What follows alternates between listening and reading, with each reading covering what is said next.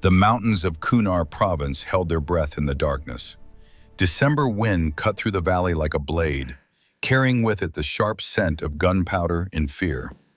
9 American Marines crouched behind shattered rocks, their radios crackling with static and desperation.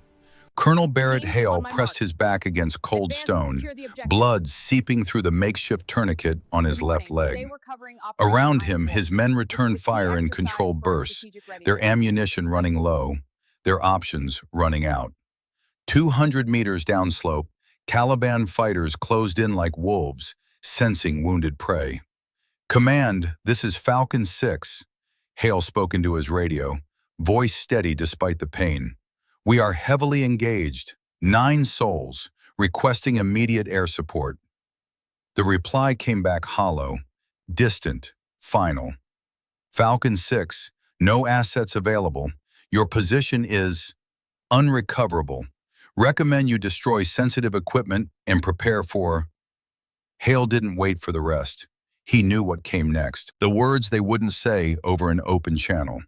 The words that meant his Marines were being written off, left behind, acceptable losses in someone's risk assessment spreadsheet. He looked at the faces around him, young men, most barely 25, good Marines who'd followed him into this valley because he'd promised them they'd all go home. That promise was turning to ash in his mouth. Then his radio crackled again, different frequency, female voice, calm as winter dawn. "Falcon 6, this is Iron Wolf. I'm 8 clicks northwest. Mark your position. I'm coming to get you." Hale's second in command, a staff sergeant from Tennessee, looked up sharply. "Sir, who the hell is Iron Wolf?" Hale didn't know. Command hadn't authorized any call sign by that name.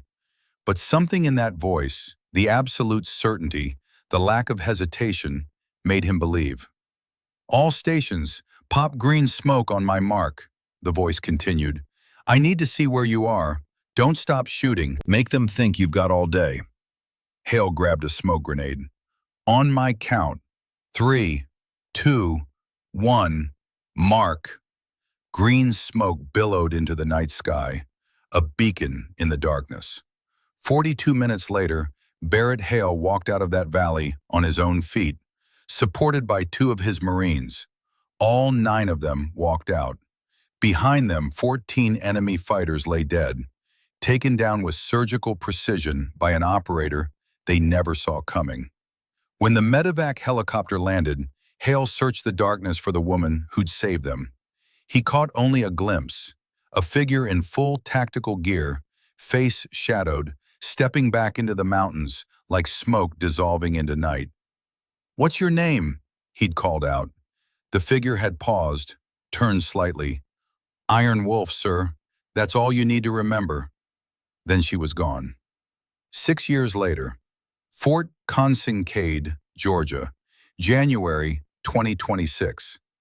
The transport truck rolled through the main gate at 0600, its engine rumbling low in the pre-dawn cold. Morning mist clung to the parade ground like a living thing, reluctant to surrender to the coming day. Fort Consincade sprawled across 2,000 acres of Georgia pine and red clay, a fortress where the Marine Corps forged its future leaders. In the back of the truck, Sergeant Sloan Westbrook sat perfectly still, duffel bag at her feet, eyes fixed on nothing in particular. 28 years old, 5'9", hair pulled back tight enough to hurt.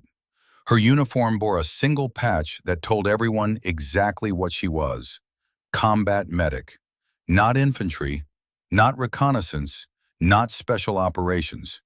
Just a medic. The truck stopped. Sloan stood, shouldered her bag with practiced efficiency, and stepped down onto Georgia soil. The air here smelled different from Afghanistan. Cleaner, safer. She wasn't sure if that was a good thing. The base was already awake. Cadets ran in formation along the perimeter road, their cadence calls echoing across the compound. Sloan watched them for a moment, her eyes tracking movement patterns, noting the gaps in their formation, the way the rear ranks slacked when they thought no one was watching. Old habits. She turned toward the administration building, boots crunching on gravel. But even as she walked, her mind was cataloging everything. Security camera mounted on the northeast corner, rotating pattern every 43 seconds. Guard station at the main gate, shift change at 0700 based on the coffee cups piling up. Perimeter fence, 12 feet high, razor wire, but the southwest corner sagged slightly where the ground had settled. Not vulnerabilities she needed to know, just vulnerabilities she couldn't help but see. The administration office was warm, fluorescent bright, aggressively normal. A staff sergeant behind the desk looked up from his computer, smiled the professional smile of someone who processed 100 transfers a month. "Help you, Sergeant?" "Westbrook, reporting for Advanced Infantry Leadership Course." The staff sergeant's smile didn't change, but something flickered behind his eyes. Surprise, maybe, or doubt. "Westbrook, right, let me pull up your file." His fingers moved across the keyboard. Sloane stood at parade rest, hands clasped behind her back, and waited. She was good at waiting. 6 years of waiting. Waiting for orders. Waiting for vindication. Waiting for permission to be who she actually was. "Says here you're coming from Medical Corps," the staff sergeant said, still looking at his screen. "That right?" "Yes, Staff Sergeant." "Any combat deployments?" "3 tours, Afghanistan." "Huh." He looked up now, reassessing. "Not many medics request infantry leadership training. It's a tough course, high attrition rate." "I'm aware, Staff Sergeant." He studied her for another moment, then shrugged and printed out her assignment papers. "Barracks B, Rack 23, formation at 0730. Don't be late." "Roger that, Staff Sergeant." Sloane took her papers, turned with parade ground precision, and walked back into the cold morning. Behind her, she heard the staff sergeant mutter to someone else in the office. "Another one trying to prove something. Give her 2 weeks." She didn't smile, didn't react, just kept walking. Barracks B was exactly like every barracks she'd ever seen. Long rows of identical bunks, foot lockers at the end of each, the smell of industrial cleaning solution and boot polish hanging in the air. Most of the racks were already claimed, personal items carefully arranged, photographs taped to walls. Sloane found Rack 23 near the back corner, away from the main door, good sight lines to both exits. Not that it mattered. This wasn't a combat zone, but old habits die hard. She set her duffel on the bare mattress and began the familiar ritual of unpacking. Uniforms folded with exact creases, boots placed side by side, laces tucked, toiletries arranged by size, everything in its place, everything controlled.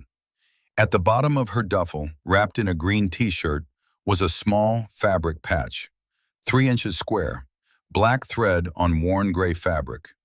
The words were simple, faded from years hidden away. Iron Wolf Unit, Kunar, 2020. Sloane held it for a moment, thumb tracing the letters. Then she tucked it into the very back of her footlocker, buried under spare socks where no one would ever look, where it would stay hidden like everything else from that night 6 years ago.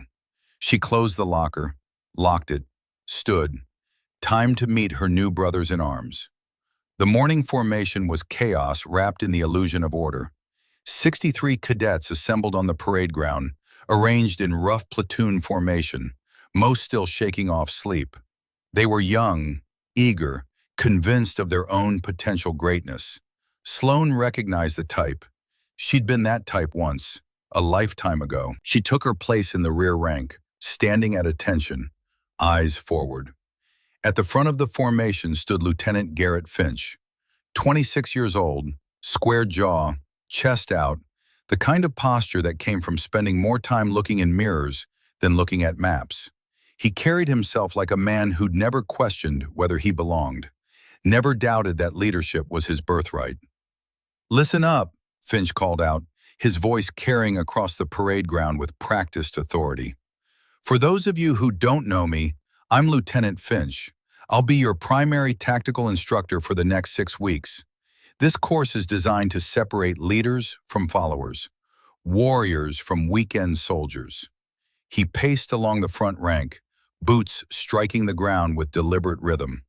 Some of you will wash out, most of you probably. That's not a threat, it's statistics. Only the best earn the right to lead Marines in combat. His eyes swept across the formation, then stopped, locked onto Sloan in the back rank. Well, well, his voice shifted, took on an edge. We've got a medic. 63 heads turned. 63 pairs of eyes found her combat medic patch. Finch walked toward her, slow and deliberate. Sergeant Westbrook, is it? Yes, sir. This is Advanced Infantry Leadership, Sergeant, not a field hospital. You sure you're in the right place? Around them, a few cadets chuckled. Not loud, just enough to establish the hierarchy, just enough to draw the lines. Sloan kept her eyes forward. Yes, sir. Because from where I'm standing, Finch continued, stopping directly in front of her, it looks like someone made a clerical error. This course is for war fighters, people who close with and destroy the enemy, not people who hand out band-aids. More laughter now, bolder, encouraged. I treat casualties, sir, Sloan said, voice perfectly even, including those caused by enemy action. Under fire. Under fire, Finch smiled. Right, hiding behind a Humvee while real Marines do the actual fighting. That about sum it up? Sloan said nothing. Her jaw was tight, but her eyes stayed locked forward, unfocused, looking at nothing and everything. Finch waited for a response that didn't come. Then he shrugged, turned back to the formation. All right, people, obstacle course, full gear, 15 minutes. Let's see who actually belongs here. The formation broke. Cadets scattered toward the barracks to grab their packs and weapons. Sloan moved with them, silent, her face betraying nothing. But Corporal Delaney Pierce, standing 2 ranks forward, had watched the entire exchange. 24 years old, Wyoming ranch girl, sharp eyes that missed nothing. She'd noticed something the others hadn't. When Lieutenant Finch had been talking, making his little speech, trying to humiliate the new medic, Sloan hadn't looked embarrassed or defensive. She'd looked patient, like someone who'd heard it all before, like someone waiting for the noise to stop so the real work could begin. Delaney filed that observation away and jogged toward the barracks. Something about Sergeant Westbrook didn't add up. The obstacle course at Fort Consincade was designed to break people. 2 miles of walls, trenches, rope climbs, and razor wire, all under full combat load. 45 pounds of gear. Weapon at the ready. Time standard, 28 minutes for a passing grade. Sloan finished in 19 minutes 47 seconds. She wasn't even breathing hard. Lieutenant Finch checked his stopwatch twice, certain he'd made a mistake. Around them, other cadets were still struggling through the rope wall, grunting with effort, faces red with exertion. Beginner's luck, Finch muttered, loud enough for the nearby cadets to hear. Probably ran this exact course 100 times to memorize it. Sloan stood at parade rest, waiting for the rest of her group to finish. She didn't argue, didn't defend herself, just stood there, water bottle in hand, eyes scanning the tree line beyond the course, with the kind of awareness that had nothing to do with physical training. Delaney Pierce finished 4th, breathing hard but steady. She looked at Sloan, then at the course behind them, then back at Sloan. The math didn't work. Medics didn't move like that. Not with that kind of efficiency. Not with that kind of precision. By the time the last cadet crawled under the final wire obstacle, Sloan had been standing still for 9 minutes, waiting, patient, like she had all the time in the world. The pattern continued for a week. Day 2, hand-to-hand combat drills. Finch paired Sloan with the largest cadet in the company, a former college linebacker who outweighed her by 90 pounds. Sloan put him on his back in 7 seconds, using a joint lock that had the medic calling for ice packs. Lucky shot, Finch declared. Real combat doesn't work like that. Day 3, marksmanship qualification. Sloan put 40 out of 40 rounds in the 10 ring at 300 meters, with iron sights, in a crosswind. She probably spent her deployment at a desk doing paperwork, Finch told the other instructors at lunch. Fresh legs, no real stress. Day 4, tactical classroom instruction. Finch was lecturing on ambush response protocols when Sloane quietly raised her hand. Yes, Sergeant? Sir, the protocol you're describing was updated in 2022. Current doctrine emphasizes immediate maneuver element versus suppressive fire element ratio of 3 to 1 rather than 2 to 1. It's more effective in urban terrain. The classroom went silent. Finch's jaw worked. And where exactly did you learn current tactical doctrine, Sergeant? Medical school? Field experience, sir. Field experience. Finch crossed his arms. You're a medic. Your field experience is treating boo-boos behind the wire. I've been on over 40 combat patrols across 3 deployments, sir. Engaged the enemy on 17 occasions. Current doctrine works. I've seen it. You've seen it. Finch's voice dripped with sarcasm. Well, thank you for that stunning contribution, Sergeant. But this is an infantry course. We'll stick to what infantry Marines know, not what medics think they've seen. Laughter rippled through the classroom. Not everyone, but enough. Enough to reinforce the hierarchy. Enough to put Sloane back in her place. She sat back in her chair, face neutral, and said nothing more. But Delaney Pierce, sitting 3 rows back, watched the whole exchange. Watched the way Sloane's hands stayed relaxed on the desk. Watched the way her breathing never changed. Watched the way her eyes went distant, like she was somewhere else entirely. Not embarrassed, just waiting. After class, Delaney caught up with Sloane in the hallway. Hey, Westbrook, right? Sloane stopped, turned. Corporal. Pierce, Delaney. She extended a hand. Sloane shook it. Firm grip, brief, professional.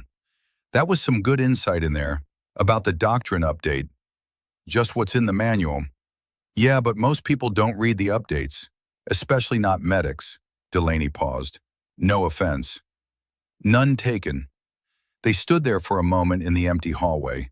Delaney wanted to ask more questions, wanted to know where a combat medic learned current small unit infantry tactics, wanted to know why someone who could shoot like an Olympic marksman and move like a reconnaissance marine was wearing a medic patch. But Sloane's eyes had already shifted away, scanning the hallway, noting the security camera in the corner, the exit signs, the fastest routes to the outside. Well, Delaney said finally, see you at Chow. Roger that. Sloane walked away, boots echoing down the corridor. Delaney stood there frowning. Something wasn't right. Something about the way Westbrook moved, the way she observed everything, the way she seemed to be inhabiting a role rather than living a life. It was like watching someone pretend to be ordinary when they were anything but. Day 7 brought the night navigation exercise. 16 square miles of Georgia pine forest. Teams of 5. Compass and map only. Find 3 checkpoints. Return to base. Time limit, 4 hours. Lieutenant Finch took personal pleasure in assigning the teams. He put his best cadets together, stacking the odds in favor of the people he'd already decided would succeed. And he put Sloane with 4 of the weakest performers. Cadets who'd struggled with every task, who barely met minimum standards. Let's see how you do when you can't ride on luck, Finch said as he handed Sloane her map. She took it without comment. Her team consisted of 3 privates who looked barely old enough to shave, and 1 lance corporal who was on his 2nd attempt at the course. They looked at her with a mixture of hope and resignation. The medic was supposed to save them, but nobody really expected miracles. All right, Sloane said quietly, spreading the map on the ground. We have 4 hours. That's plenty of time if we don't waste it arguing. I'll navigate, you follow. Questions? Can you actually read a map? One of the privates asked, not rudely, just uncertain. Sloane looked at him. Her eyes were different now, focused, sharp, like someone had flipped a switch. I can read a map. Now listen up. This terrain has 3 ridgelines. We're going to use the valleys between them. Faster, better concealment, and we can move in a loose file. If anyone gets injured, we stop as a team. Nobody gets left behind. Clear?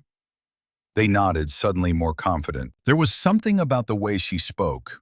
Not commanding, not authoritative, just certain. They moved out into the darkness. Sloane led from the front, compass in hand, moving through the pine forest like water finding its level. She never hesitated, never second-guessed, just kept moving at a steady pace that ate up ground without exhausting her team. When they reached the first checkpoint 40 minutes ahead of Lieutenant Finch's projected time, her team was starting to believe. When they reached the second checkpoint and found it exactly where Sloane said it would be, they stopped questioning.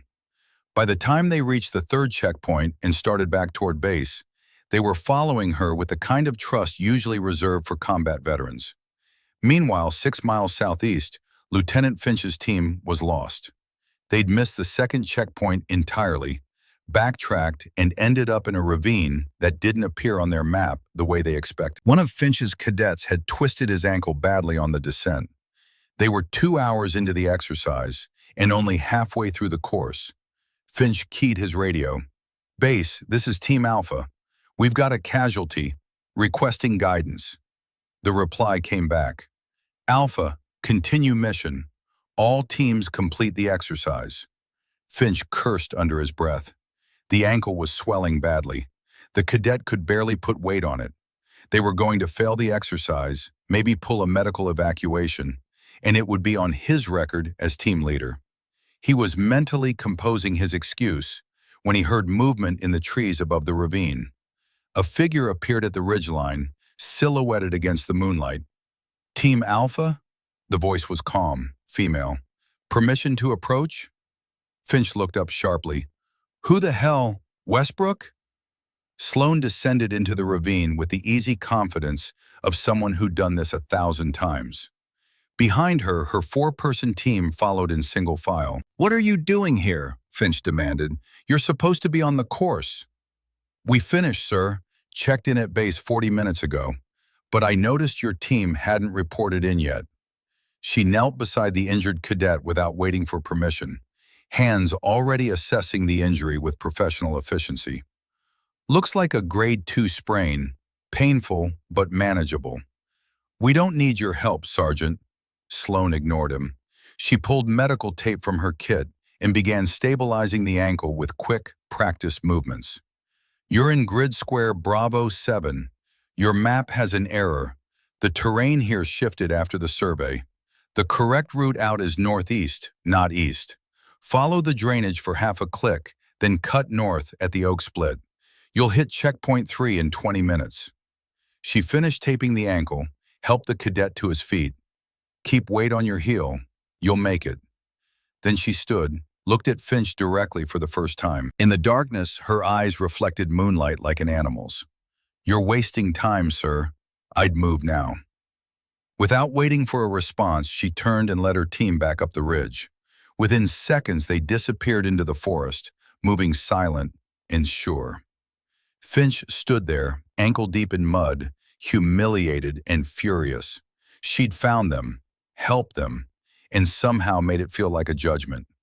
Behind him, one of his cadets spoke quietly. "Sir, we should probably follow her directions."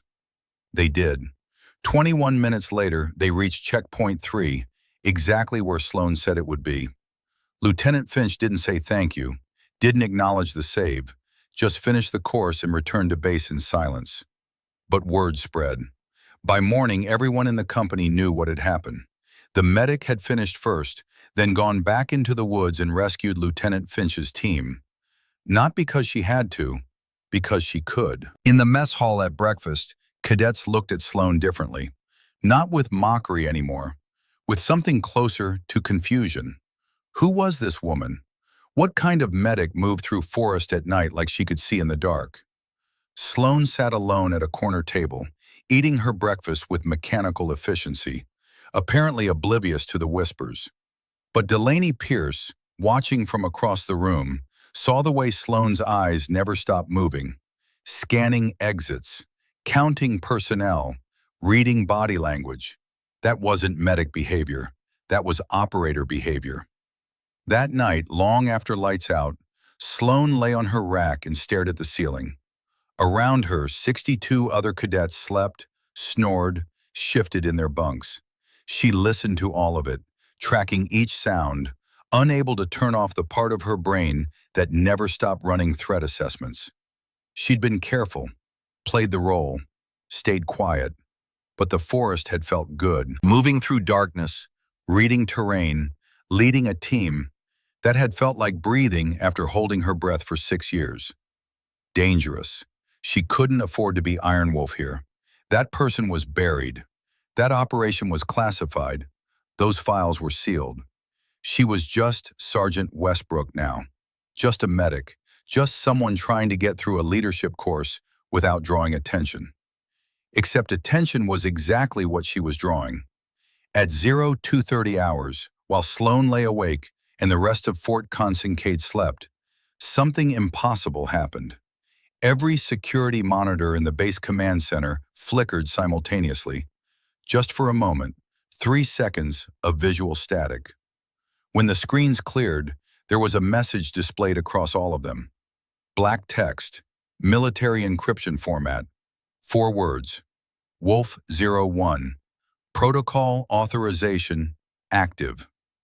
The night security officer, a sergeant with 15 years in signals intelligence, stared at the screen. His hands shook as he reached for the phone.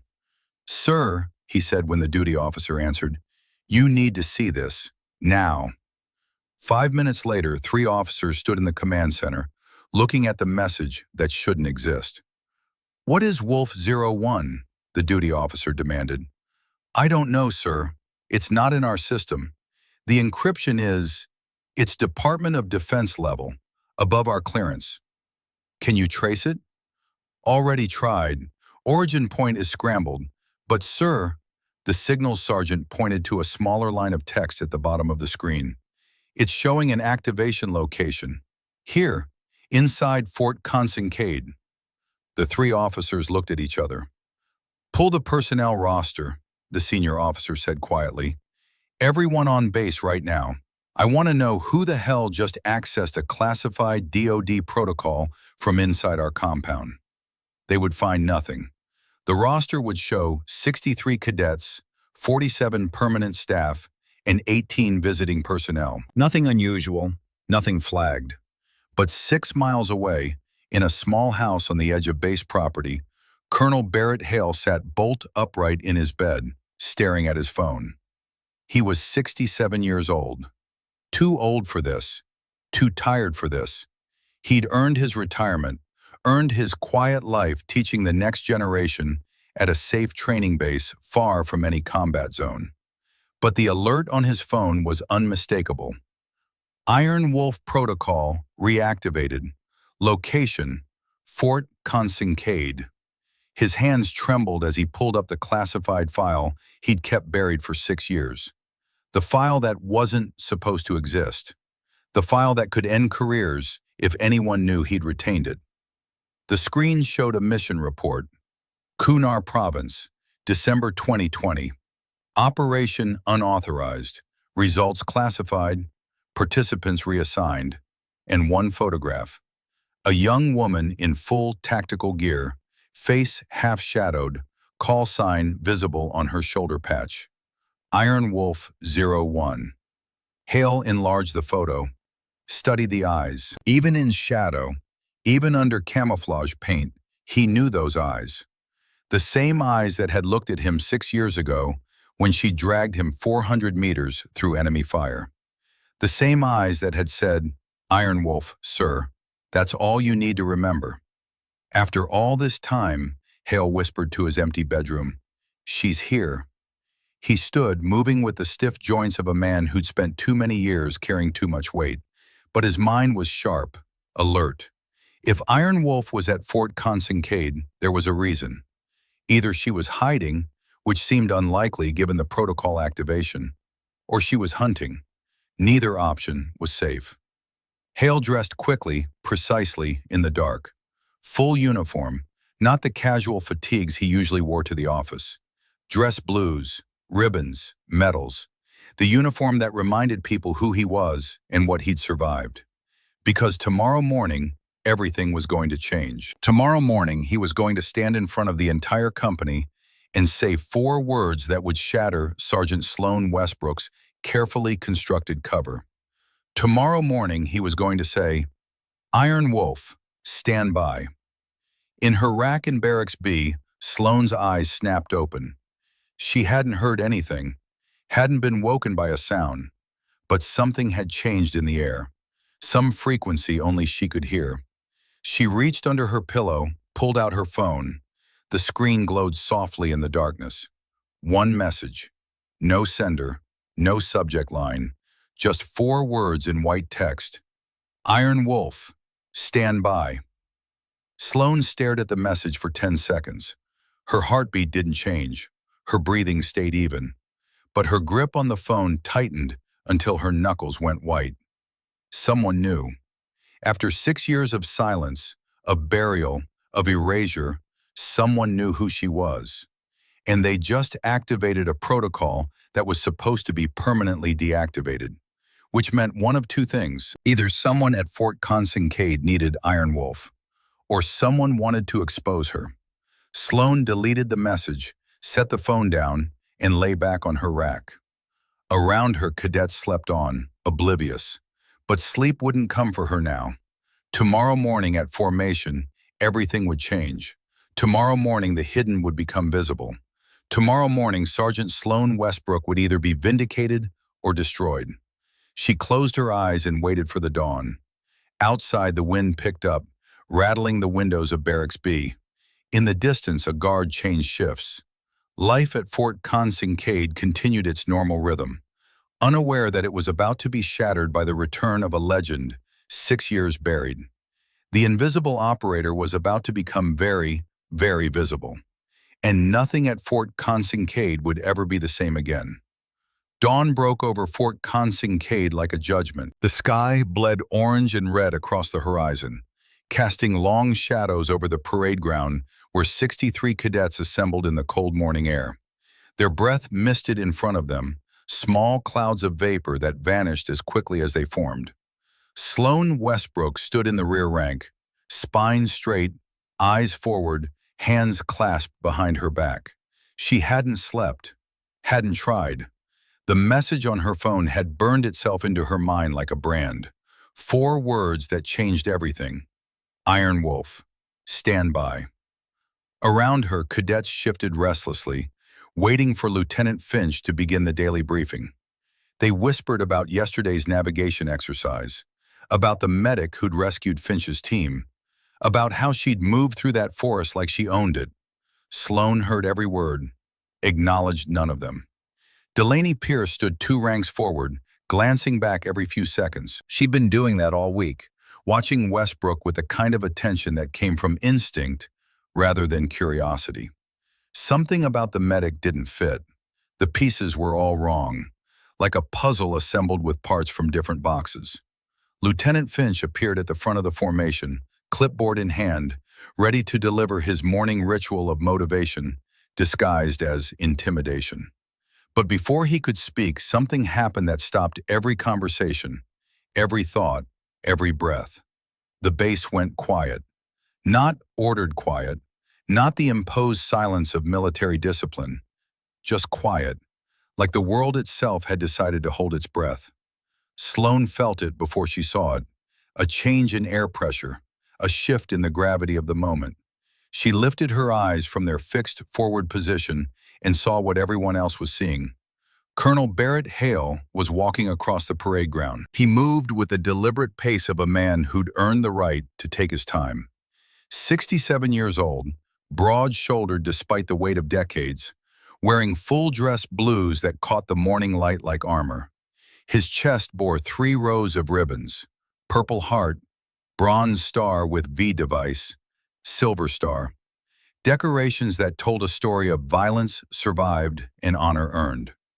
Every Marine on that parade ground knew who he was. Base commander, decorated combat veteran, a man who'd led troops through places where leadership meant the difference between coming home and coming home in a box. Finch straightened automatically, his earlier swagger evaporating. 10 hut! 63 cadets snapped to attention in perfect unison. Hale's boots struck the ground with rhythmic precision. He wasn't hurrying, wasn't hesitating, just walking with the absolute certainty of a man who knew exactly what he was about to do and had made peace with the consequences. He crossed the entire width of the parade ground, past the front rank, moved down the line with eyes that seemed to see through uniforms and into souls. Then he stopped, directly in front of Sloan Westbrook. The silence deepened, became physical, became weight pressing down on everyone present. Hale looked at her. She looked back, face neutral, giving nothing away. But something passed between them in that moment. Recognition, memory, the shared knowledge of a night 6 years ago when death had been certain and the impossible had become real. When Hale spoke, his voice carried across the parade ground with the clarity of a bell. "Iron Wolf, stand by." The words hit like thunder. Confusion rippled through the formation. Heads turned, eyes went wide. What did that mean? Some kind of call sign? A code word? An inside joke between the colonel and the medic? Lieutenant Finch's mouth opened, then closed. His brain struggled to process what he just heard. "Sir, I don't understand." Hale's gaze shifted to Finch. Just a glance, nothing more, but it carried the weight of 30 years in uniform and combat experience that Finch couldn't comprehend even if he lived twice as long. Finch's mouth snapped shut. Hale turned back to Sloan. His voice softened, but only slightly. "Captain Sloan Westbrook, front and center." Gasps erupted across the formation like gunfire. Captain? The medic was a captain? Sloan didn't move immediately. For 3 heartbeats, she stood frozen, every muscle locked. Then, with movements that carried the precision of someone who'd done this 1,000 times before, she stepped out of formation and marched to stand directly before Colonel Hale. Her salute was perfect, sharp, exactly regulation. Hale returned it with equal precision. When they lowered their hands, he spoke again, this time addressing the entire formation. "At ease, all of you. What I'm about to tell you was classified. Until this moment, most of what I'm about to say existed only in sealed files that you would never see." He paused, letting that sink in, letting them understand that they were about to hear something real, something dangerous, something that mattered. "6 years ago," Hale began, his voice steady and clear, "I commanded a Marine advisory team in Kunar Province, Afghanistan. December 14th, 2020, we were ambushed in a mountain valley. Over 200 Taliban fighters, 9 Marines cut off. Command declared us unrecoverable." Sloan stood motionless beside him, her face carved from stone, her eyes fixed on the middle distance. But her hands, clasped behind her back, had begun to tremble. Hale let the word hang in the air. Unrecoverable, the polite military term for acceptable losses, for Marines being written off, for good men being abandoned because the math didn't work. Then a voice on the radio said, "Iron Wolf, I'm coming to get you." Hale's voice carried across the silent parade ground. 42 minutes later, all 9 of us walked out alive. 14 enemy dead, 0 friendly casualties. 5 women, led by this Marine, accomplished what command said was impossible, what 3 other teams had failed to do. He turned to face the formation fully now, and the Marine Corps punished them for it. The weight of those words settled over the cadets like a physical thing. "Captain Sloan Westbrook led that team," Hale continued, his voice carrying both pride and anger. She was 22 years old, a Marine infantry lieutenant with 3 deployments already under her belt. She violated direct orders to attempt that rescue. She put her career and her life on the line to save 9 Marines she'd never met. Sloan's breathing had become carefully controlled. In, out, measured, mechanical. The Marine Corps thanked her by court-martialing her for unauthorized action, by stripping her rank, by reassigning her to medical corps, and burying her record so deep that no one would ever know what she'd done. Hale's voice hardened. Because 5 women had done what command said was impossible, and that wasn't supposed to be the story. Silence blanketed the parade ground. The kind of silence that comes when people realize they've been standing next to history without knowing it. Hale's voice dropped lower, became more personal. She saved my life. She carried me 400 meters through enemy fire when I couldn't walk. She brought all 9 of us home when command had already written our obituaries. He looked at Sloan directly. And for 6 years, she's been serving as an enlisted medic, carrying that secret, letting people like you mock her and underestimate her, because that's what the Marine Corps ordered her to do. Lieutenant Finch had gone pale. His earlier confidence, his casual cruelty, his assumption of superiority, all of it crumbled in the face of what he was hearing. "You called her unqualified," Hale said, his gaze finding Finch in the formation. "You questioned whether she belonged in an infantry leadership course. You made jokes about Band-Aids and hiding behind Humvees." Finch opened his mouth. No words came out. "Captain Westbrook has more confirmed combat kills than everyone in this formation combined," Hale said flatly. "She's led troops in conditions you can't imagine. She's made decisions under fire that would break most men. She earned that call sign through actions that most of you will never come close to matching in your entire careers." He stepped back slightly, his posture formal again. "Official. From this moment forward, you will address her by her proper designation. Captain Sloan Westbrook, Iron Wolf Unit. And if any of you think this is about rank or privilege or special treatment, you're not ready to lead Marines." Then Hale did something unexpected. He came to attention and rendered a sharp, perfect salute directly to Sloan. For 3 seconds, she didn't move. Couldn't move. 6 years of suppression, of silence, of pretending to be less than she was. All of it was being stripped away in front of 63 witnesses.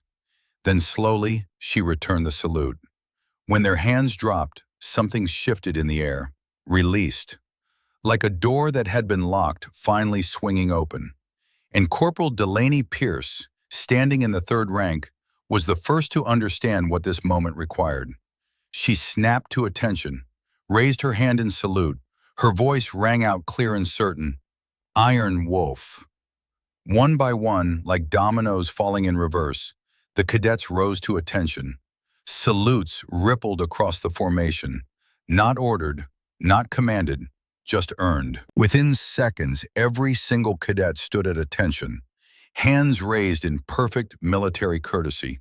Even Lieutenant Finch, especially Lieutenant Finch. His face was red, his hands shaking, but he stood and saluted like everyone else. Sloan stood before them, 63 Marines rendering honors to a woman they dismissed, mocked, underestimated. Her face remained composed, professional, but a single tear tracked down her left cheek, catching the morning light. She held the salute for 5 seconds, then dropped it. "As you were," she said quietly. The formation relaxed, but the energy remained, electric, charged with the weight of revelation. Hale turned to address them one final time. "Today's training is canceled. Captain Westbrook and I need to debrief." Dismissed. The cadets scattered, but slowly, reluctantly, their conversations already beginning before they'd even cleared the parade ground. The story was already spreading, mutating, growing larger with each retelling. "Did you hear? The medic is actually a captain. Saved the colonel's life in Afghanistan. Got court-martialed for it. Been hiding for 6 years. Delaney Pierce lingered at the edge of the dispersing formation, watching as Sloan and Hale walked toward the command building. There was something in the way they moved together. Not superior and subordinate. Not quite equals. Something else. Something forged in violence and sealed in blood. She wanted to follow, wanted to hear the rest of the story, but some conversations weren't meant for witnesses. Inside the command building, Hale led Sloan to his office and closed the door. The room was spare, functional. American flag in the corner, photographs of Marines on the walls, a desk that had seen better days. He gestured to a chair. Sloane sat, finally allowing her posture to relax slightly. "How long have you known I was here?" she asked. "Since last night. The protocol activation triggered an alert on my secure terminal." Hale sat across from her, studying her face. "You've changed. Older. Harder. 6 years will do that. Why did you activate the protocol?" Sloane was quiet for a moment. "I didn't. At least not intentionally. I've been observing the base security for the past week. There are gaps, vulnerabilities, old habits. I couldn't help cataloging them. But I wasn't trying to access anything classified." Hale frowned. "Then who did?" "I don't know, but someone with high-level DoD access triggered it remotely, and they wanted me to know it was active." She pulled out her phone, showed him the message. "This came through at 0230. Hale read it, his frown deepening. "Someone's watching you. Or testing me. Why would they do that?"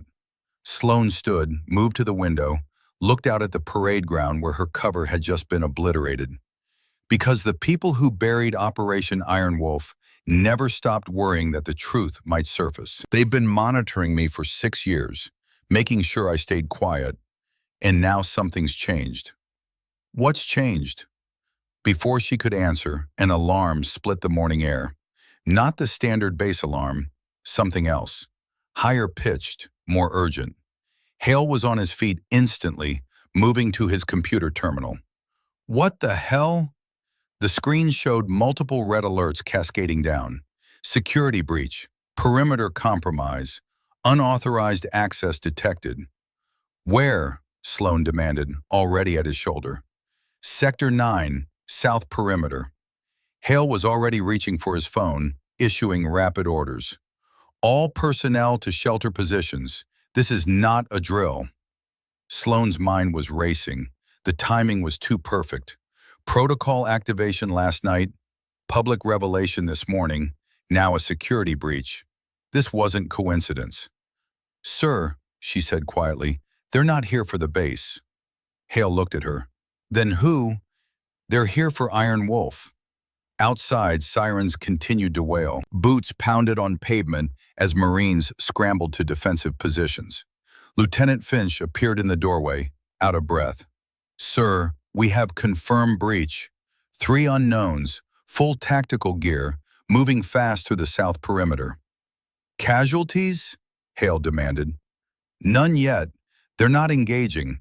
They're moving with purpose, like they know exactly where they're going." Sloane pulled up the base map on Hale's computer, her fingers moving across the keyboard with practiced speed. "What's in Sector 9? "Records building, administrative files, personnel data." "Is it networked?" "Partially. Most of the classified material is air-gapped." Sloane's eyes narrowed. "They're not here to steal data. They're here to verify something." She pulled out her small notebook from her pocket, the one she'd been keeping all week, flipped through pages of observations, timing patterns, security gaps. Found what she was looking for. "The camera in Sector 7 has been flickering for 3 days. Same pattern. Every time, exactly 1.7 seconds. That's not malfunction. That's a signal." Hale leaned over her shoulder. "Signal for what?" "Confirmation that Iron Wolf is operational. Someone's been testing the base defenses all week, watching to see if I'd notice. And I did notice. I logged every anomaly, which means they knew I was paying attention." "Then what do they want?" Sloane closed the notebook, her face set in hard lines. "They want to see if I'm still worth the cover-up. If Iron Wolf can still operate at the level that made her dangerous 6 years ago." Finch stepped forward. "Ma'am, we have teams mobilizing. Recommend you stay here where it's secure." Sloane looked at him. Really looked at him. And Finch, to his credit, recognized what he saw in those eyes. Not a medic. Not even just a captain. An operator. "Lieutenant," she said quietly, "how many security cameras cover the route from Sector 9 to the east perimeter?" Finch blinked, thrown by the question. 7, maybe 8. 9, Sloan corrected, but only 7 are active. The 2 dead zones are here and here. She pointed at the map. That's the exfiltration route. They'll move through those dead zones, avoid detection, and be gone before your teams even reach Sector 9. How do you? Because it's what I would do. It's what I taught my team to do 6 years ago. And someone's been studying our tactics. Hale straightened. You think it's your old team? Sloane's expression was unreadable. I think someone knows our tactics well enough to replicate them, which means either my team or someone who had access to the classified after-action reports. She turned to Hale. Sir, I need authorization to engage. You want to go after them yourself? I want to stop them before they reach the exfiltration point. These aren't random terrorists. They're professionals.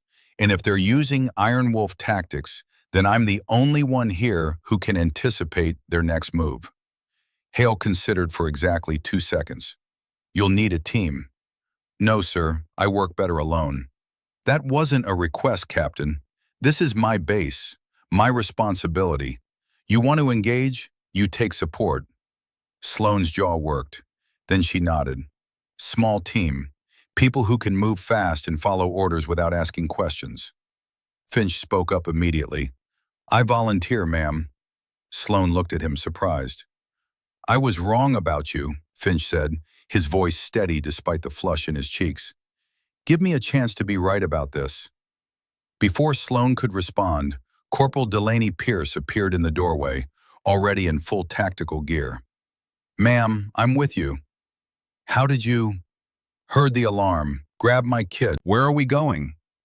Sloane looked at these 2 people, one who'd mocked her for a week, one who'd suspected her of being more than she appeared, both now standing ready to follow her into a situation they didn't fully understand. Records building, Sloane said. Fast and quiet. We intercept them before they reach the tree line. Questions? Just one, Delaney said. Are we taking them alive? Sloane checked her sidearm, chambered around. If possible, but these people are professionals. They won't surrender easy. Hale handed her a radio. Stay in contact. I'll coordinate from here. Sloane nodded, then looked at Finch and Delaney. Stay behind me. Watch your sectors. If I give an order, you follow it immediately. No debate. Clear? Clear, ma'am. They moved out into the corridor, boots striking tile in rhythm. Sloane led from the front, moving with the fluid grace of someone who'd done this in places far more dangerous than a training base in Georgia. Behind her, Finch watched the way she cleared corners, the way she read sight lines, the way she moved like water finding its level. This wasn't leadership course material. This was real. This was what he'd thought he was training for, but had never actually experienced. This was what an operator looked like. They exited the building into cold morning air.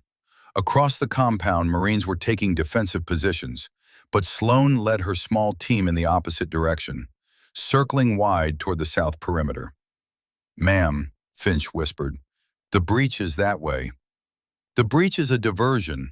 They want us looking at Sector 9 while they extract from Sector 7. Trust me. Finch shut up and followed.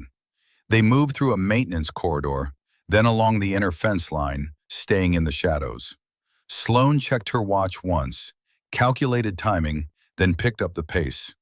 2 minutes later, they reached the northeast corner of the records building. Sloane held up a fist. Her team froze. She pointed at Delaney, then at a position covering the east approach, pointed at Finch, then at the north. They moved into position silently. Sloane waited, counting seconds in her head, listening. Then she heard it. Soft footsteps. 3 people moving fast, but controlled. Professional movement, military training. 3 figures appeared from around the building's corner, dressed in black tactical gear, faces covered, moving in a tight formation that spoke of years working together. Sloane stepped out of the shadows, weapon raised. Stop! Identify yourselves! The 3 figures froze. For 3 seconds, nobody moved. Then the lead figure slowly reached up and pulled down her face covering. Even after 6 years, Sloan recognized her instantly. Sergeant Paige Moreland, Wolf Zero Two, weapons specialist. The woman who'd covered Sloan's six through 3 deployments and 1 impossible rescue. "Hello, Sloan," Paige said quietly. "Been a long time." Behind her, the other 2 figures removed their coverings. Ivy Brennan, Greer Sutton, the rest of the original Iron Wolf team.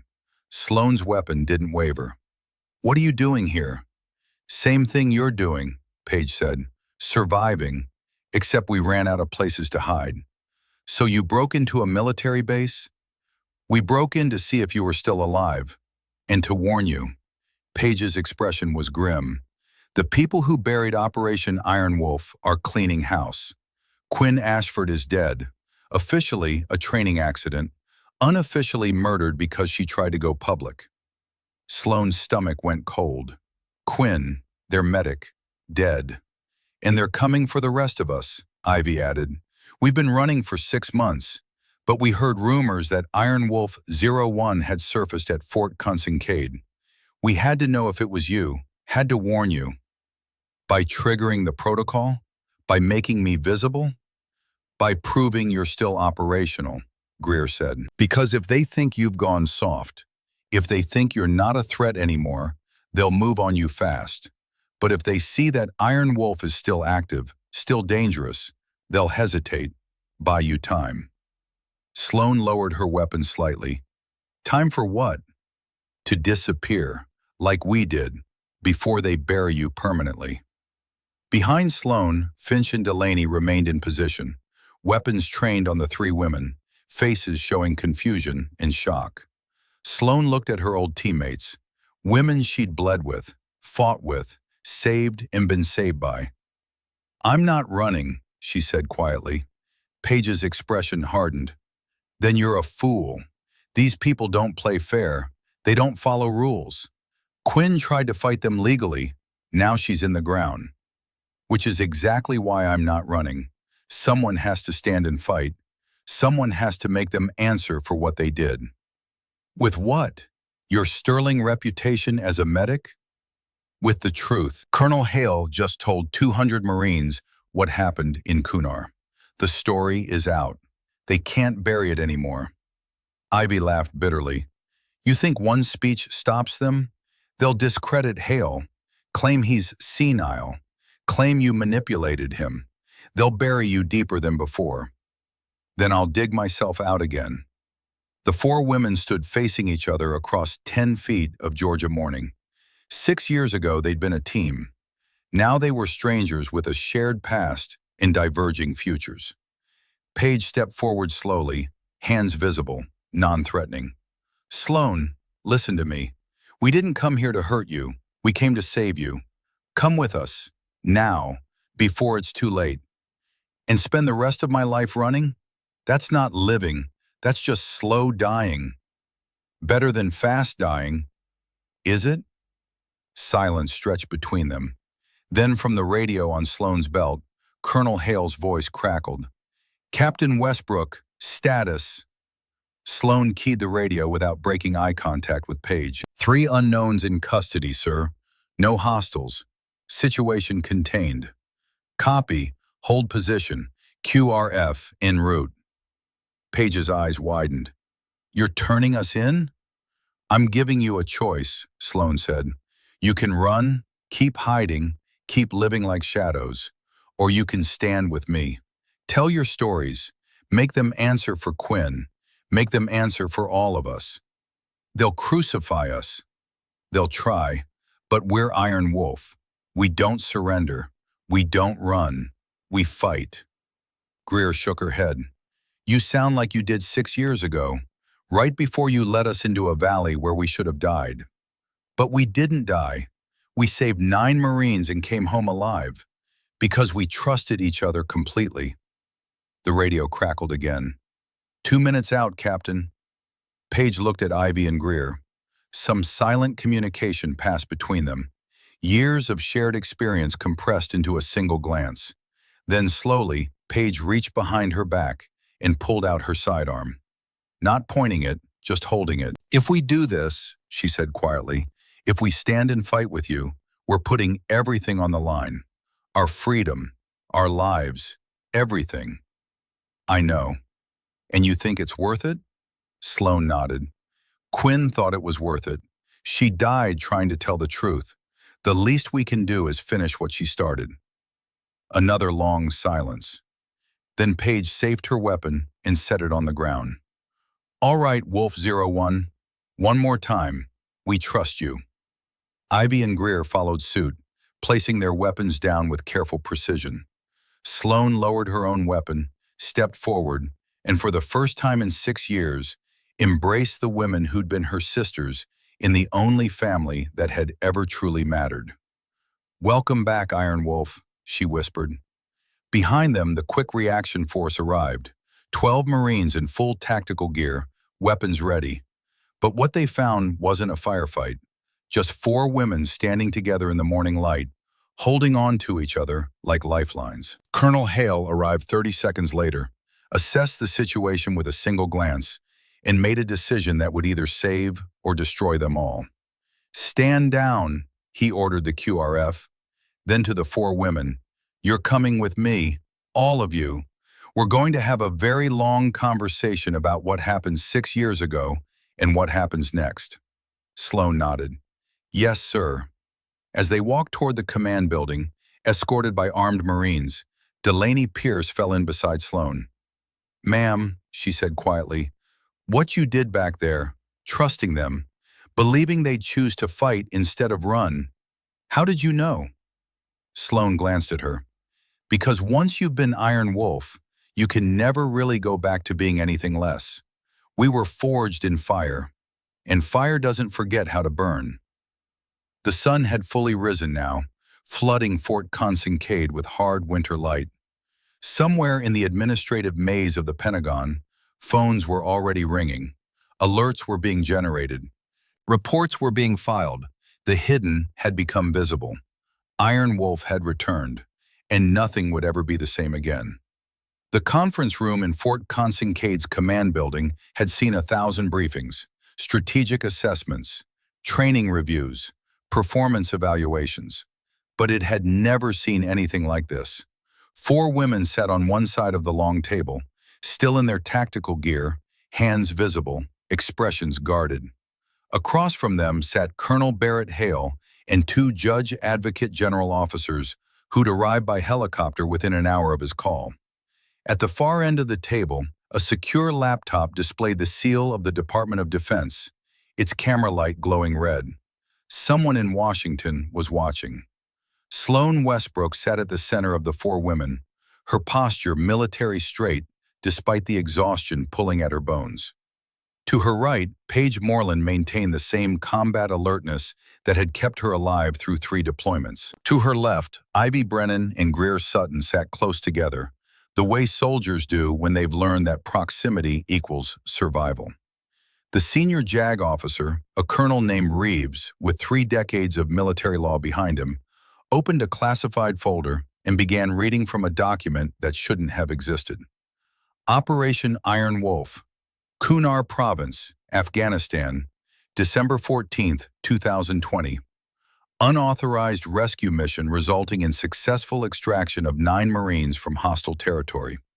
He looked up, his expression carefully neutral. The after-action report says this operation was conducted by a Marine infantry lieutenant and 4 enlisted personnel, all female, acting without orders and against direct commands from their chain of command.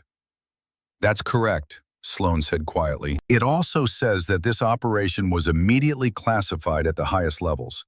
All participants were separated and reassigned, and the lead officer was court-martialed for disobeying orders. Also correct, Colonel Reeves set down the document. What this report doesn't say is why 5 Marines decided to risk their lives and careers to save 9 people they'd never met. Sloan was quiet for a moment. When she spoke, her voice carried the weight of a decision she'd made 6 years ago and never regretted. Because they were Marines, sir, because command had written them off, and because someone had to prove that impossible doesn't mean inevitable. Noble words, Captain, But you violated the Uniform Code of Military Justice. Multiple articles. The court-martial was legally justified. I'm not disputing the legality, sir. I'm disputing the morality. The room went very still. Hale leaned forward. Captain Westbrook saved my life that night. She saved 8 other Marines. Her actions were heroic by any objective measure. The only reason she was punished was because the Pentagon found it politically inconvenient to acknowledge that a female-led team had accomplished what 3 male-led teams failed to do. The JAG officer's expression didn't change. The politics of 6 years ago aren't my concern, Colonel. I'm here to determine whether these 4 women represent a security threat today. They breached a military installation using classified tactics. That's a crime, regardless of their motivations. We came here to warn Captain Westbrook, Paige said, speaking for the first time. Her voice was rough, like someone who'd spent too long not talking to anyone who mattered. One of our team members is dead, Sergeant Quinn Ashford. She died 8 months ago in what was officially ruled a training accident. We have reason to believe she was murdered. Both JAG officers straightened. The one who hadn't spoken yet, a younger major, opened his own laptop. Sergeant Ashford's death was investigated thoroughly. The findings were conclusive. The findings were fabricated, Ivy said flatly. Quinn had been trying to go public with our story. She'd contacted journalists, filed Freedom of Information requests, reached out to congressional offices. 2 weeks later, she's dead in a routine rappelling exercise that she'd done 1,000 times without incident. Accidents happen, the major said. Not to Quinn. She was the best technical climber in our unit. She could rig a rappel line in her sleep. Greer's hands were clenched on the table. Someone tampered with her equipment. We know it. We just can't prove it. Hale spoke quietly, but his words cut through the tension. If what they're saying is true, then we have a bigger problem than unauthorized base entry. We have someone inside the Department of Defense actively covering up a legitimate military operation and possibly eliminating witnesses. Colonel Reeves closed his folder. Those are serious allegations. Do you have any evidence beyond circumstantial suspicion? Paige reached slowly into her tactical vest and pulled out a flash drive. Quinn sent this to me 3 days before she died. It's encrypted, but she included the key in a letter that arrived after her death. On this drive are copies of the original Operation Iron Wolf after-action reports, including versions that show editing timestamps and user IDs of people who modified the official record. The room went electric. She also included autopsy photographs that don't match the official report. Her climbing harness showed signs of deliberate scoring that would cause failure under load. The official investigation never mentioned it. Colonel Reeves stared at the flash drive like it was a live grenade. If what you're saying is true, this is evidence of criminal activity at the highest levels. That's why we're here, Sloan said. Not to run, not to hide anymore, to finish what Quinn started, to expose the people who buried Operation Iron Wolf and make them answer for it. The laptop at the end of the table chimed. A voice emerged from the speakers, distorted slightly by the encrypted connection. Male, senior, authority in every syllable. This is Deputy Undersecretary Morrison. I've been listening to this entire conversation. Colonel Reeves, I need that flash drive secured immediately and transferred to DOD, Office of Inspector General. This investigation just went above your pay grade. Colonel Reeves looked like he wanted to object, but decades of military hierarchy won out. Yes, sir. Captain Westbrook, the voice continued, you and your team will remain at Fort Consincade under Colonel Hale's supervision until we can verify the contents of that drive and determine next steps. Consider yourselves material witnesses in an ongoing investigation. Is that clear? Crystal clear, sir.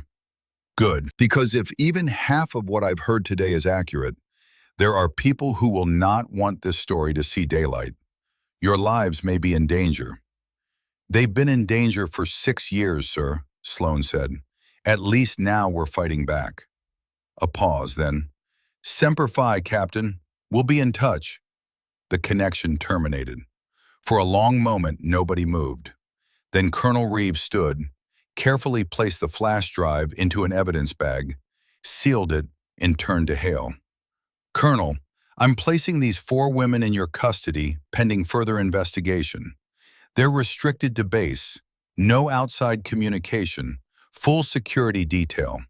This situation is now classified at the highest levels. Hale nodded. Understood. The 2 JAG officers left, taking with them the flash drive and the illusion that this situation would resolve quietly. When the door closed behind them, Hale let out a long breath and looked at the 4 women who just turned his orderly training base into the center of a Pentagon investigation. Well, he said, you've certainly made things interesting. Sloan almost smiled.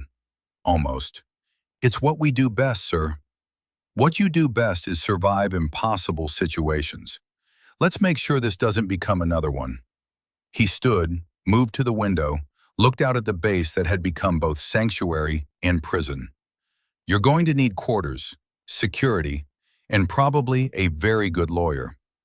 What we need, Page said, is to know who we're up against. Quinn found something in those files, something big enough to kill for. Until we know what that is, we're just targets waiting for someone to pull the trigger. Hale turned back to them. Then we find out what she found. But carefully. Whoever killed Quinn has resources, access, power. They've gotten away with it for 6 years. They won't give up easily just because you've come out of hiding. Lieutenant Garrett Finch appeared in the doorway, face flushed from running. Sir, we have a situation. Hale's expression hardened. What kind of situation? Media, sir. 3 news vans just pulled up at the main gate. They're asking about a classified operation in Afghanistan and whether it's true that female Marines were punished for saving lives. Everyone in the room went very still. How the hell did they find out? Hale demanded. Sloan's mind was already working through the possibilities.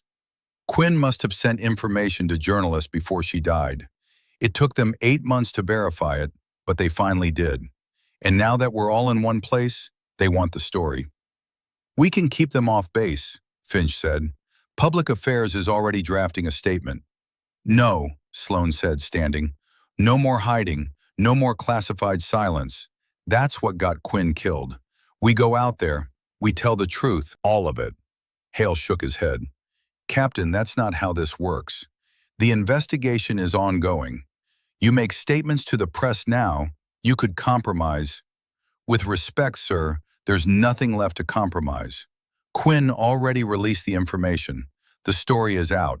Our choice now is whether we control the narrative or let someone else control it for us. Paige stood beside her. She's right. We spent 6 years being silent, being invisible. If we're going to fight, we fight in the open, where everyone can see. Ivy and Greer rose as well, forming a line of 4 women who'd made the decision to stop running. Hale looked at them for a long moment. Then slowly, he nodded. All right, but we do this smart. Controlled statement. No questions answered that could jeopardize the investigation. And I'm standing right beside you. That's all we're asking, sir. 20 minutes later, they stood at the main gate of Fort Consincade, facing 3 television cameras and a dozen journalists shouting questions. The morning sun had burned off the last of the mist, leaving everything exposed and bright. Colonel Hale stepped forward first, his dress blues gleaming, his ribbons catching light like small flames. Behind him, the 4 women of Iron Wolf stood in a line, still in their tactical gear, faces set in expressions that revealed nothing and everything. I'll make a brief statement, Hale began, his voice carrying the authority of 3 decades in uniform. 6 years ago in Kunar Province, Afghanistan, 5 United States Marines conducted an unauthorized rescue operation that saved 9 American lives, including my own. That operation was immediately classified. The Marines who conducted it were punished rather than celebrated. Today, we're correcting that injustice. He gestured to the women behind him. Captain Sloan Westbrook, Sergeant Paige Moreland, Corporal Ivy Brennan, and Lance Corporal Greer Sutton are heroes. They deserve recognition, not silence. They deserve medals, not courts-martial. And they deserve the truth to be told. A reporter shouted, "Colonel, why was the operation classified?" That's a question for the Pentagon, not for me. Captain Westbrook, is it true you were demoted and reassigned after saving Colonel Hale's life? Sloan stepped forward. When she spoke, her voice was steady, clear, without anger or defensiveness. Just facts, just truth. I was a Marine infantry lieutenant. I led a team into a situation that command declared unrecoverable. We brought back 9 Marines alive. For that action, I was court-martialed for disobeying orders. My rank was stripped. I was reassigned to Medical Corps.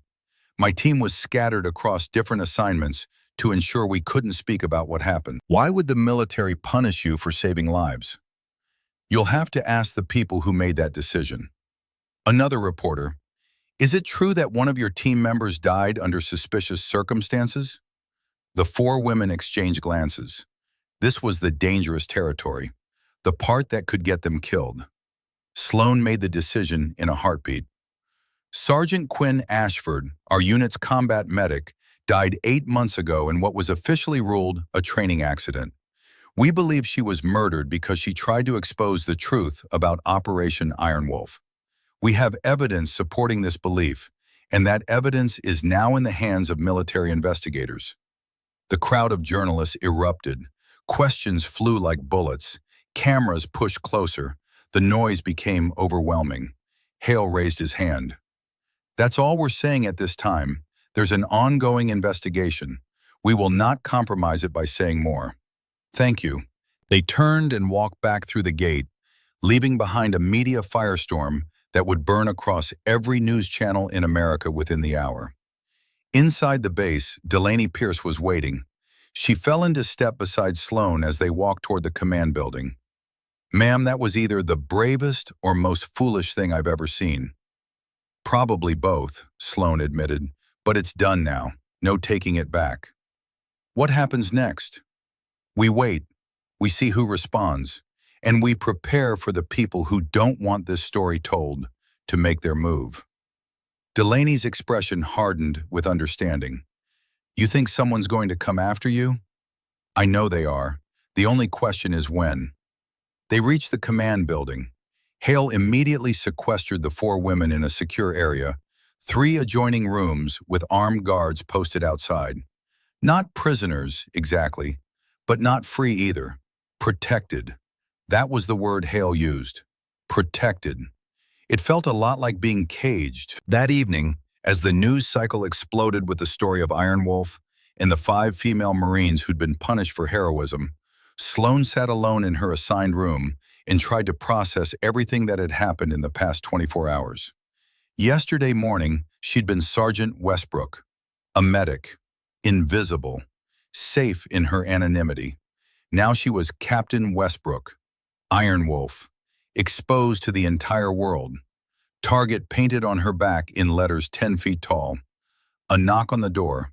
Paige entered without waiting for permission, the way old teammates do. She sat on the edge of the bed, silent for a moment. "You know they're coming," Paige finally said. "I know. Quinn tried this, tried to fight in the open. It got her killed. Quinn tried alone. We're trying together. That makes a difference." "Does it?" Paige's voice was heavy with doubt. "Or does it just mean they kill all of us at once instead of picking us off one by one?" Sloan turned to face her. "Would you rather keep running?" "I'd rather keep living." "That's not living. That's just slow dying." Paige was quiet. Then, "I'm scared, Sloan. I've been scared for 6 years, and I'm tired of being scared." "So am I, which is why we fight. Because fear ends when you stop running from it." Another knock. Ivy and Greer entered, crowding the small room until all 4 women sat in a circle like they had 100 times before. In patrol bases, in forward operating positions, in the back of helicopters flying toward danger. "How long do you think we have?" Ivy asked. "Before what?" Sloan replied. before whoever killed Quinn makes their move on us. Sloane checked her watch. The news story broke 3 hours ago. By now, everyone who cares about keeping Operation Iron Wolf buried knows exactly where we are. If they're going to act, it'll be soon. Tonight, maybe. Tomorrow at the latest. So we just sit here and wait to be targets? No. We prepare, we watch, and when they come, we're ready. Greer shook her head. This is insane.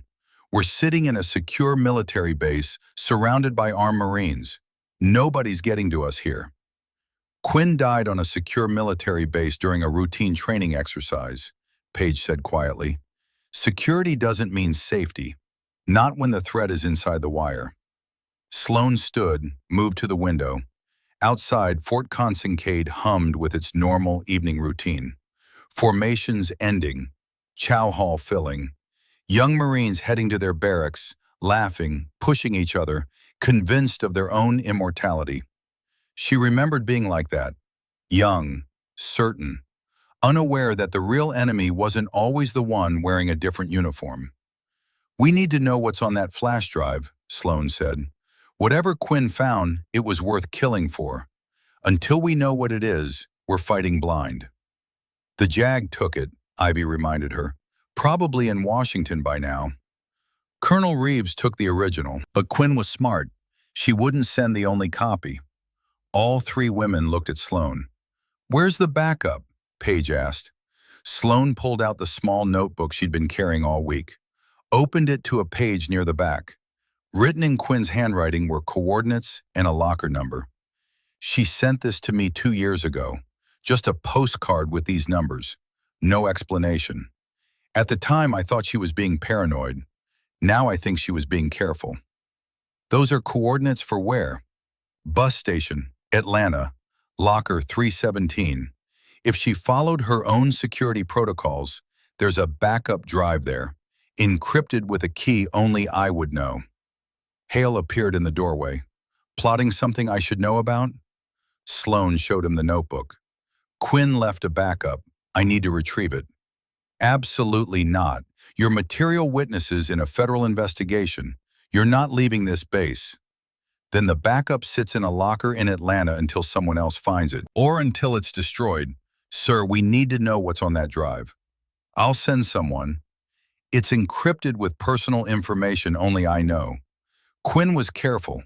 If anyone but me tries to access it, it'll wipe itself clean. Hale's jaw worked. You're asking me to let you leave protective custody in the middle of the night to drive to Atlanta and retrieve classified information from a bus station locker? Yes, sir. And if I say no, then I respect your authority and remain on base. But that information dies with the drive, and we never know what Quinn found. We never know why she was killed. And whoever did it keeps getting away with murder. Hale was quiet for a long moment. Then he sighed. How many people do you need? Just me. One person is harder to track than a team. I'm going with you, Paige said immediately. Me too, Ivy added. Sloane shook her head. No, you three stay here. If this is a trap, I don't want all of us walking into it. Then take Lieutenant Finch, Hale said. He's been asking for a chance to prove himself. This is it. And take Corporal Pierce. She's got good instincts. Sir, this isn't their fight. It became their fight the moment they swore an oath to defend this country. That includes defending it from people who murder Marines to cover up their mistakes. Hale's voice hardened. You want the backup drive? Fine, but you don't go alone. That's an order, Captain. Sloane recognized the tone. No arguing, no negotiating. Yes, sir. 30 minutes later, a civilian vehicle, an unmarked sedan from the base motor pool, rolled through Fort Consincade's west gate. Inside were 3 people in civilian clothes: Sloane Westbrook, Garrett Finch, and Delaney Pierce. They'd left their military IDs on base, carried no weapons, nothing that would identify them as Marines. Just 3 people heading to Atlanta for reasons that didn't invite questions. The drive took an hour and 40 minutes. They spoke little, each lost in their own thoughts. Finch drove, competent but cautious. Delaney watched the mirrors, looking for tails, signs of surveillance. Sloane sat in the back seat, running through scenarios, calculating risks, preparing for the moment when things went wrong. Because things always went wrong. The Atlanta bus station sat in the middle of downtown, all fluorescent lights and tired travelers. They arrived at 2300 hours, when the crowds had thinned but the station was still open, still populated enough to provide cover. Sloane led them inside, found the locker bay, located 317, pulled out the key Quinn had mailed her 2 years ago, wrapped in a birthday card Sloane had almost thrown away. The locker opened. Inside was a small, waterproof bag. She reached for it, and that's when everything went to hell. The lights went out. All of them. The entire station plunged into darkness. Emergency lights kicked in after 3 seconds, casting everything in red-tinted shadow. Sloane's combat instincts fired before conscious thought. She grabbed the bag, spun toward Finch and Delaney. "Move, now!" They ran. Behind them, 4 figures in dark clothing emerged from different corners of the station, moving with military precision. Not running, not shouting, just closing in like wolves who'd found their prey. Sloane, Finch, and Delaney burst through the station's side exit into an alley. The sedan was parked 2 blocks away, too far. "This way," Sloane hissed, cutting left through a narrow passage between buildings. They ran through Atlanta's nighttime streets, footsteps echoing off concrete and glass. Behind them, the pursuit continued, professional, relentless. "Who are they?" Finch gasped. "Does it matter?" Sloane replied. "Just run." They cut through a parking garage, emerged on a different street, tried to lose their pursuers in the urban maze. But whoever was following them knew what they were doing. Every time Sloane thought they'd lost them, the figures reappeared, herding them like prey. Finally, Sloane realized what was happening. "They're not trying to catch us. They're driving us somewhere." "Where?" Delaney demanded. Sloane looked around, orienting herself. Ahead was a construction site, empty, dark, isolated, perfect place for an ambush. "We can't go in there," Finch said, reading her thoughts. "We don't have a choice. They've been pushing us here from the start." "Then we make a stand here," Delaney said. "Out in the open, witnesses, traffic. We're not going into that kill box." Sloane looked at her with new respect. "Smart. All right, we hold here. When they close in, we identify ourselves as Marines. We demand they identify themselves. We make this as public as possible." They turned, backs to a storefront, facing the street, waiting. The 4 figures emerged from the shadows, closer now, features visible under the streetlights. Military-age males, hard faces, professional posture, but not wearing uniforms, not displaying identification. The lead figure stopped 10 meters away. When he spoke, his voice was calm, almost friendly. "Captain Westbrook, we're not here to hurt you. We just need that bag you're carrying." "Who sent you?" Sloane demanded. "People who want this situation resolved quietly. You hand over the drive, we all walk away. No one gets hurt. And if I don't? Then things get complicated. And trust me, Captain, you don't want complicated." Sloane's mind raced. They were in public. There were cameras, traffic passing by. This couldn't turn violent without drawing attention. Unless that was exactly what these people wanted. Turn her into the aggressor. Make it look like she attacked them. Another training accident. Another unfortunate incident. "We're United States Marines," Sloane said loudly, projecting her voice for anyone nearby to hear. "We're being threatened by unknown individuals who refuse to identify themselves. We need police assistance." The lead figure smiled. "Go ahead and call them. By the time they arrive, this will be over." He took a step forward. Sloane set the bag down slowly. "You want it? Come take it."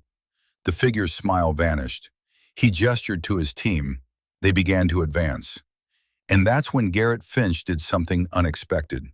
He stepped directly in front of Sloane, putting himself between her and the approaching men. You want to get to her, you go through me. Delaney moved beside him. Through both of us. The four men stopped, reassessing. Two unarmed Marines standing between them and their objective. This wasn't the plan. This was messy. The lead figure reached inside his jacket.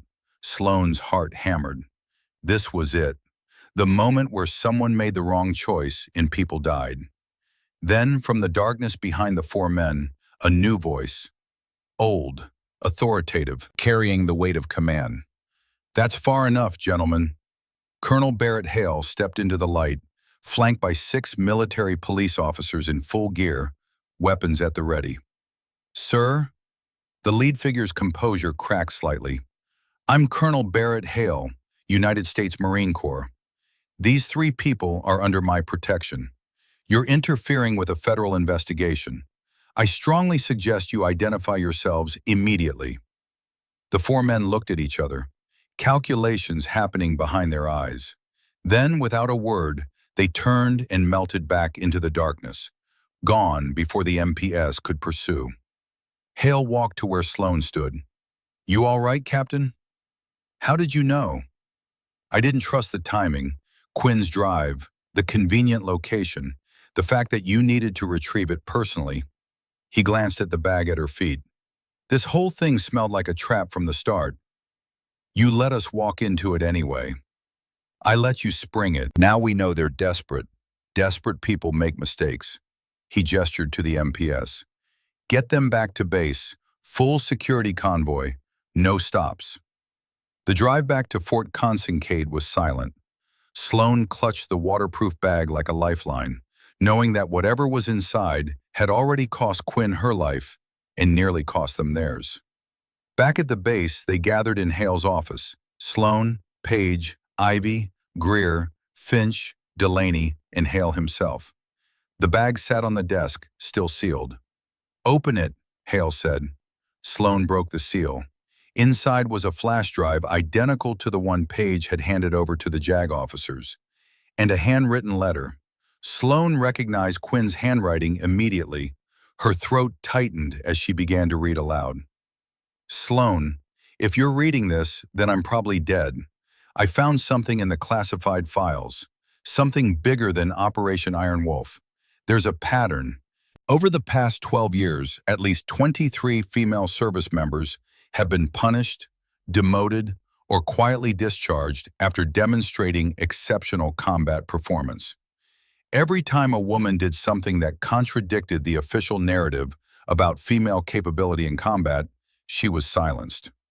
Our case in 2020 was just the most recent and the most visible. Sloane's voice wavered but held. Operation Iron Wolf was just one incident in a systematic effort to suppress evidence that women could perform at the highest levels of combat operations. Someone inside DoD has been actively burying these stories, destroying careers, and in some cases, I believe, eliminating witnesses who refuse to stay quiet. She paused, the implications sinking in. The files on this drive prove it. Names, dates, incidents, and the paper trail showing who authorized the cover-ups. It goes high, Sloane, Pentagon level, maybe higher. Be careful who you trust, and if I'm dead when you read this, know that I don't regret trying to expose the truth. Some things are worth dying for. Semper Fi. Quinn. The room was silent. Finally, Hale spoke. We need to get this to the Inspector General immediately. This is bigger than any of us. They'll bury it, Page said bitterly, just like they buried everything else. Not if it's already public, Sloane said. She looked at Hale.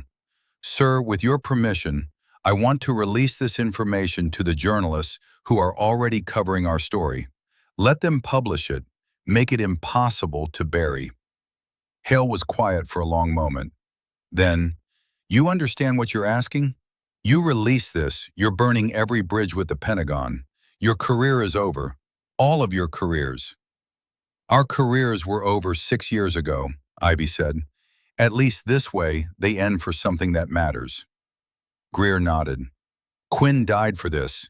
We don't let that be for nothing. Hale looked at each of them in turn. 4 women who'd already sacrificed everything, who'd been punished for being exceptional, who'd spent 6 years in the shadows because they dared to prove that impossible didn't mean inevitable. "All right," he said finally, "but we do it smart. We give the drive to the Inspector General first, full chain of custody, by the book. Then if they try to bury it, we release it to the press. That way we've exhausted all proper channels. We can't be accused of going rogue." Sloan nodded. "Agreed." The next 72 hours were controlled chaos. The Inspector General's office descended on Fort Consincade. Investigators interviewed everyone, reviewed files, built cases. The information on Quinn's drive was explosive. 12 years of systematic suppression, 23 careers destroyed, millions of dollars spent to maintain a narrative that women couldn't perform in combat. And the paper trail led exactly where Quinn said it would, Pentagon level. Senior officers who'd spent their careers ensuring that female success in combat remained invisible, anecdotal, easily dismissed. On the 4th day, 3 of those officers were placed under investigation. On the 5th day, 1 of them resigned. On the 6th day, the story began to leak. Not because the military released it, but because someone inside decided that justice mattered more than institutional loyalty. On the 7th day, Sloan received a visitor. She was in her temporary office at Fort Consincade when the MP knocked. "Ma'am, someone here to see you. Says it's urgent." The man who entered wore a tailored suit, not a uniform. Late 50s, silver hair, the kind of face that had spent decades in windowless Pentagon offices, making decisions that destroyed lives without ever getting blood on his hands. "Captain Westbrook, I'm Richard Kellerman, Deputy Director, Defense Personnel Security." Sloan didn't stand, didn't salute, just looked at him with the flat expression of someone who'd seen his type before. "I know who you are," she said quietly. "Your name is on 12 of the 23 suppression orders, including mine." Kellerman had the grace not to deny it. He sat across from her, uninvited. "I came to explain." "There's nothing to explain. You buried careers to protect a narrative. You got Quinn killed to protect yourself." "I didn't kill Sergeant Ashford." "But you know who did." Silence. "Let me tell you something about narratives, Captain." Kellerman's voice was tired, not defensive. In 2015, Congress was debating whether to open all combat roles to women. The opposition was fierce. They said women couldn't handle the physical demands, couldn't handle the violence, would get their male teammates killed. "So you proved them right by burying evidence to the contrary?" "I preserved institutional stability during a transition period. Every time a woman succeeded spectacularly in combat, it created expectations, pressure to change standards, accusations that we were lowering the bar. Your operation in Kunar, 5 women accomplishing what established teams failed at, would have exploded that entire debate, set the integration back years." Sloan's hands were clenched so tight her nails cut into her palms. "So you sacrificed us to make your integration easier?" "I made a calculation. 23 individual careers against the long-term acceptance of women in combat roles. And Quinn? What calculation justified murdering her?" "I didn't authorize that." For the first time, Kellerman's composure cracked. "When I learned she'd gone to journalists, I tried to stop it, tried to offer her a deal. Full restoration, promotion, recognition, if she'd wait for the investigation to conclude properly. She didn't trust you." "No." And 2 days later, someone tampered with her climbing gear. Someone who thought they were protecting the system. "Who?" Kellerman pulled out a tablet, slid it across the desk. On the screen was a name, a photograph, a service record. Colonel James Werther, Pentagon Policy Office, Kellerman's direct superior. "He's already been arrested. Conspiracy to commit murder. Evidence tampering. The case is solid." Sloan stared at the screen. This was the man, not some faceless conspiracy. A real person with a name and a face who decided Quinn was an acceptable loss. Why are you telling me this? Because I'm resigning today. Because I want you to know that I never intended for anyone to die. And because he stood, moved toward the door. Because you deserve to look the person in the eye who destroyed your career and know that he's paying for it. Resignation isn't payment. No, but it's all I have to offer. He opened the door, paused. For what it's worth, Captain, I was wrong. About everything. The narrative I was trying to protect didn't need protection. It needed shattering. You did that. Thank you. He left. Sloan sat alone, staring at Werther's photograph. The man who'd killed Quinn, who was now in custody, facing life in prison. It should have felt like victory. It just felt like waste. Delaney appeared in the doorway. Ma'am, you okay? Sloan closed the tablet. Yeah, I'm okay. That man who just left doesn't matter anymore. It's over. And for the first time, she believed it. 2 weeks after the Atlanta incident, they held a ceremony. Not at Fort Kincaid, at Arlington National Cemetery, at the grave of Sergeant Quinn Ashford, who died trying to tell a truth that no one wanted to hear. The 4 surviving members of Iron Wolf stood in dress blues before her headstone. Behind them stood Colonel Hale, Lieutenant Finch, Corporal Pierce, and 200 other Marines who'd come to bear witness. Sloan stepped forward and placed items on Quinn's grave. Not official medals. The military hadn't gotten around to that yet, tangled as it was in investigations and hearings. These were personal. A combat medic patch from Sloan's own uniform, worn through 3 deployments. A weapons specialist badge from Page. Communications insignia from Ivy. A marksman qualification badge from Greer. Pieces of themselves given to the friend who'd saved them all by refusing to be silent.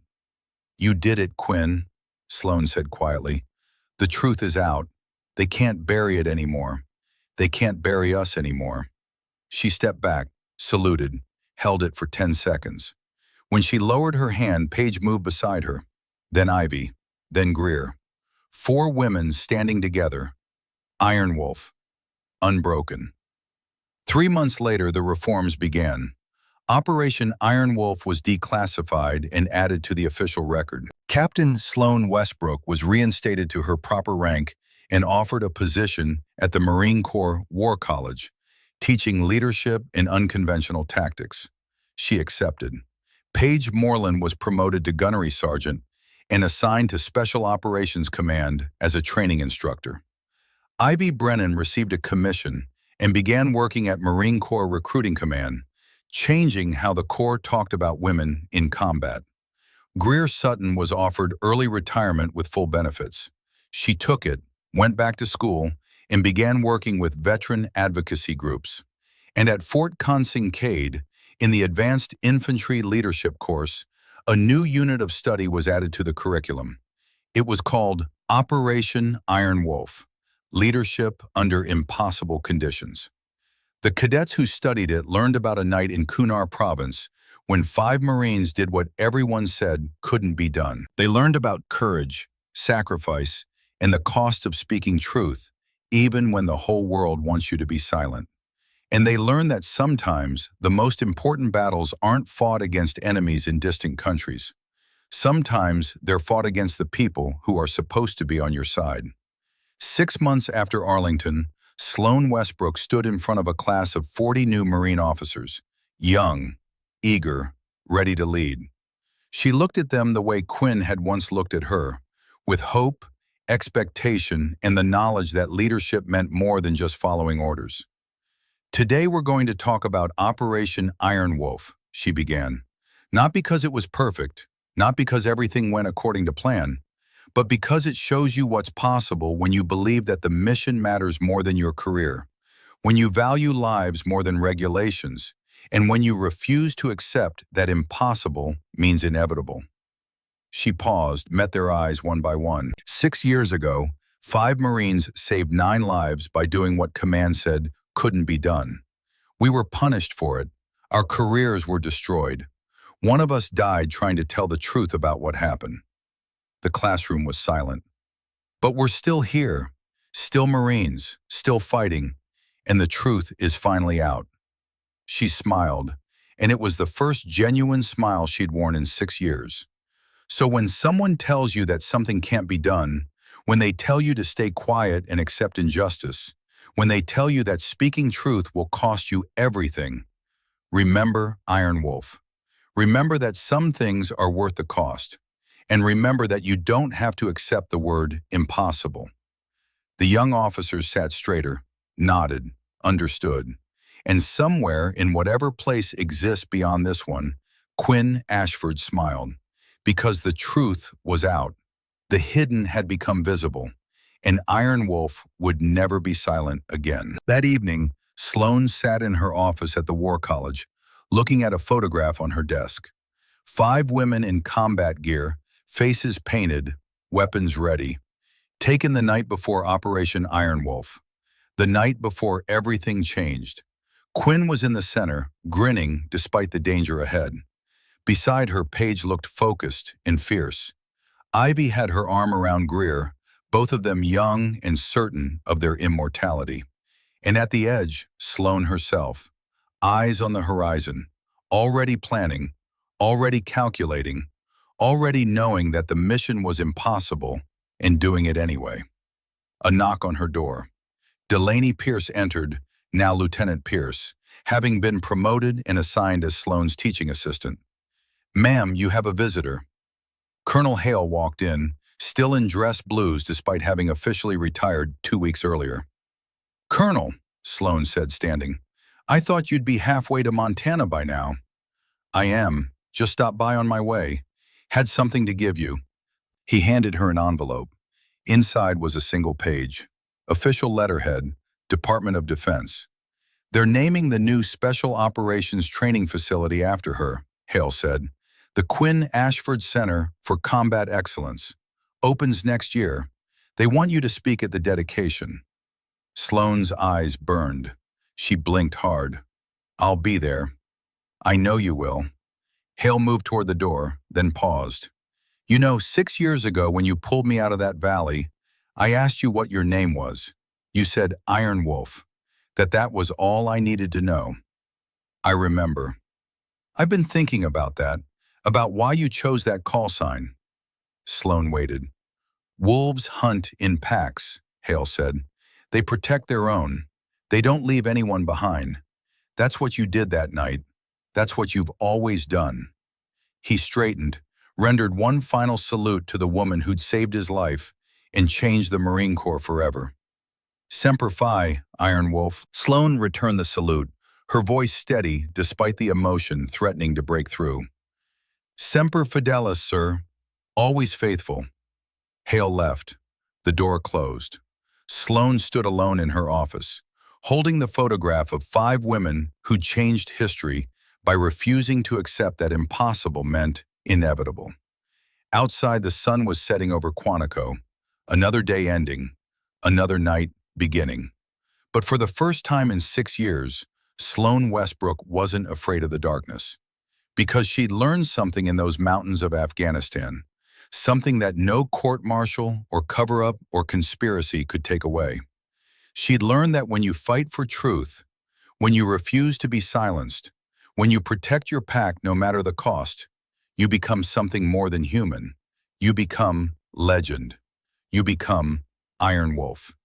And legends never die. They just wait in the shadows, watching, ready to return the moment someone needs reminding that you don't have to accept the word impossible. And that some truths are worth dying for, but even more importantly, worth living for. Outside her office window, a new class of officer candidates ran formation on the parade ground. Sloane watched them, young, uncertain, not yet knowing who they'd become. One of them was female, running in the front rank, not hiding, not apologizing, just leading. Sloane picked up the photograph of her team one last time. Quinn's face smiled back at her from 6 years ago. "We did it," Sloane whispered. "They'll never have to hide again." She set the photograph down, turned off the light, and walked out into a world that had finally made room for Iron Wolf.